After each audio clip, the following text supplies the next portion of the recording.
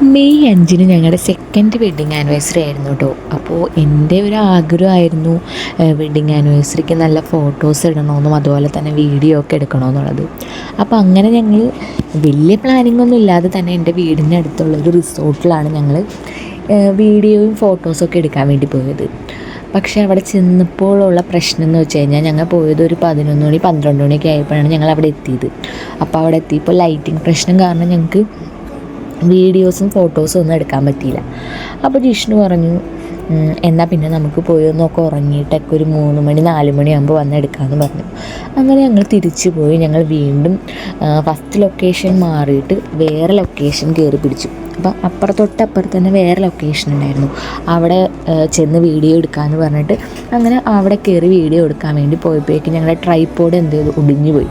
അപ്പോൾ അത്രയും നേരം ഞങ്ങൾക്ക് വീഡിയോ എടുക്കാൻ വേണ്ടിയിട്ട് ഒരു സ്ഥലം സെറ്റായില്ല. അപ്പോൾ സ്ഥലം സെറ്റായി എല്ലാം റെഡിയായി കഴിഞ്ഞപ്പോൾ എന്താണ്, ഞങ്ങളുടെ ട്രൈപോഡ് ഒടിഞ്ഞു പോയി. അപ്പോൾ ട്രൈപോഡ് ഒടിഞ്ഞു പോയപ്പോൾ ഇനി വീഡിയോ എടുക്കാൻ പറ്റില്ല എന്നോർത്ത് വിഷമിച്ച് ഞാൻ ആ സമയത്ത് ഇങ്ങനെ കുറച്ച് അവിടുത്തെ വ്യൂ ഒക്കെ ഇങ്ങനെ ഫോട്ടോസൊക്കെ എടുത്തു കേട്ടോ. അങ്ങനെ ജിഷ്ണു പിന്നെ കടയിൽ പോയി ഫെവിക്വിക്കൊക്കെ വാങ്ങിക്കൊണ്ട് വന്ന് ഒട്ടിച്ചിട്ടാണ് ഞങ്ങൾ വീഡിയോ ഒക്കെ എടുക്കാൻ വേണ്ടി പോയത്. അപ്പോൾ ഒരുപാട് എന്താ പറയുക, കുറേ ഭയങ്കര വിഷമമായി ഇനി വീഡിയോ എടുക്കാൻ പറ്റിയില്ലെങ്കിലെന്നൊക്കെ ഓർത്തിട്ട്. എന്നാലും എങ്ങനെയൊക്കെയോ അഡ്ജസ്റ്റ് ചെയ്ത് കമ്പും കോലൊക്കെ കുത്തി കയറ്റിയിട്ട് ഞങ്ങൾ കുറച്ച് ഫോട്ടോസും വീഡിയോസൊക്കെ എടുത്ത്. അപ്പോൾ വീഡിയോ ഞാൻ ചാനലിൽ അപ്ലോഡ് ചെയ്തിട്ടുണ്ട്. ഇതിൻ്റെ ഒപ്പം തന്നെ കൊടുത്തേക്കാം കേട്ടോ. നിങ്ങൾ നോക്കണമെങ്കിൽ താല്പര്യം ഉണ്ടെങ്കിൽ അതൊന്ന് എടുത്ത് കാണുക, ലൈക്ക് ചെയ്യുക. അതുപോലെ ഇതൊക്കെയാണ് എന്താ പറയുക, ബിഹൈൻഡ് ദ സീൻസ് എന്ന് പറയുന്നത്. ഞങ്ങൾ വീഡിയോ എടുക്കാൻ വേണ്ടി ഇങ്ങനെയൊക്കെയാണ് ഞങ്ങൾ ആ ഒരു ചെറിയ വീഡിയോ എടുത്തത്.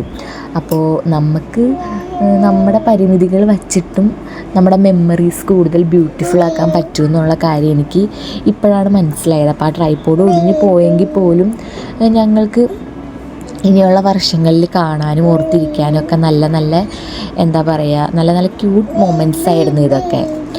അപ്പോൾ എല്ലാവരും ഇങ്ങനെയൊക്കെ നമ്മുടെ ലൈഫിൽ ഓരോ വർഷവും ഇതുപോലെ ആനിവേഴ്സറി ഒക്കെ സെലിബ്രേറ്റ് ചെയ്യുമ്പോൾ മാക്സിമം എന്താ പറയുക, നമ്മുടെ സന്തോഷത്തിന് വേണ്ടിയിട്ടെങ്കിലും ചെറിയ ചെറിയ ഫോട്ടോസും വീഡിയോസൊക്കെ എടുത്ത് വയ്ക്കുകയാണെന്നുണ്ടെങ്കിൽ അത് നല്ല കാര്യമായിരിക്കും. കാരണം നമുക്ക് പിന്നീട് നമുക്ക് ഓർമ്മയിലുണ്ടെങ്കിൽ പോലും നമുക്ക് ഫോണൊക്കെ എടുത്ത് നോക്കുമ്പോൾ കാണാനും ഒരു രസമായിരിക്കുമല്ലോ.